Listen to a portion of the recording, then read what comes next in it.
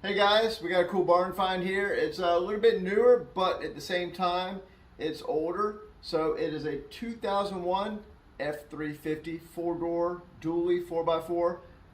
It's been sitting in this building for years, and it's now mine. So here's the little reveal of this bad boy. And as you see, it's dusty. It's been here for a while. All right, so the one thing is this truck has been off the road since about 2006 area. So first thing is trying to get it to start. That's gonna be a job all by itself. It's been down that long, but I have faith. It's a 7.3 Super Duty. I know these trucks very well. It won't be that big a deal. Now immediately I noticed there's a water pump right here. So I have a feeling we're gonna have to put a water pump in it. The other thing, I was looking down below, it's got a little spot of oil. So up in the valley, it was notorious for leaking oil. It came from the factory back then. I had one back then, and I remember right after I got it, within 30,000 miles, the O-rings went bad.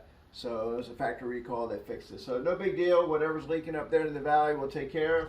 All right, the other thing I noticed was the gas tank is down, so I have a feeling I know exactly what that is. There's filters back there that go bad all the time and gives it a problem. It's no big deal. We'll just take it apart and fix it and get it right. We'll probably go ahead and add a fast fuel pump in it. So let me show you a little bit more about the truck. Looks like we got to change out AC condenser in here. Like I said, it's just, we're going to actually put a bigger cooler on it, get a bunch of things done to it, and make this back to what it should be. I can't wait. All right, so one of the things I was told was the front axle was broken on this once or twice. Ford came out with had the Dana 50 in it with the 7.3 trucks. They didn't come out with the Dana 60 until about mid-2003. So we're going to be yanking that axle out. We're going to put a 2010 Ford F250 front axle. So we'll have the coil springs in there and the Dana 60. So I really can't wait to do that. We're going to do the 410 gears. So this truck right here has 38s on it, and with the Dana 50, it's just a matter of time once you go past 37-inch tires when you're going to break something. But with the Dana 60 in there, we are still going to drop this back down a little bit. I don't want the 38s on here. We're going to go back down to probably 36s or 37s, and because we are going to be carrying a gooseneck with it. We got flat tires in the back. They switched out to the single big rear tire. We're going to go ahead and go back and get it right as a dually, and they had the rear fenders on there, so we're going to fix all that stuff. So I think really the front clip on it, I think the newer clips on the 2008 to 10 trucks look really good. Now I've seen a few other people doing the all the way up to 16, and then I've actually seen where they do the even newer trucks with the new front clips, which that's going to be very expensive.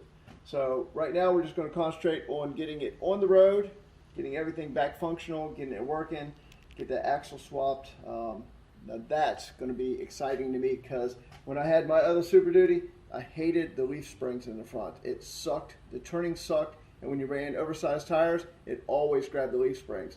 So that's going to be a lot better setup, and the Dana 50s really are not that good when you're running bigger stuff. So it's easy to break them. So we are going to do a couple of cool things. We are going to go ahead and change out to the S&B battery box with the cold air intake setup. Winch bumper is going to go on here. We're going to change out the turbo to a little bit bigger turbo. I might even do the whole front clip swap on this to like a 2010 Super Duty. I've already got a new dash for it. I picked that up as soon as I knew I was going to be getting this little barn find in here.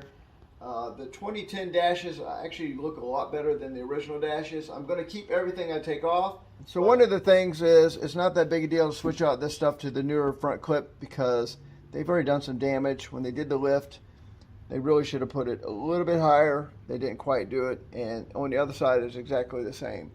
So got to put some new lift struts in here for the hood. Just a lot of little stuff to do, but I'm really excited because the interior in this thing is in amazing shape, and it only has 66,000 original miles on it from 2001. So it's kind of one of those really cool barn finds. Let me show you the interior. All right, so this is the interior. It's actually in pretty good shape, actually, shockingly. And the back seat is just in good shape. Headliner's not even dropped down at all. So,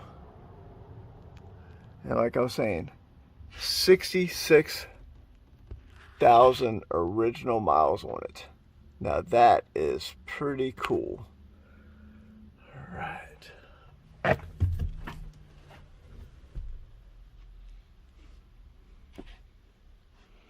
That is some of the stuff I already picked up for the dash conversion, and like I said, I'm already kind of excited to get this thing out of here, which is going to be a job all by itself.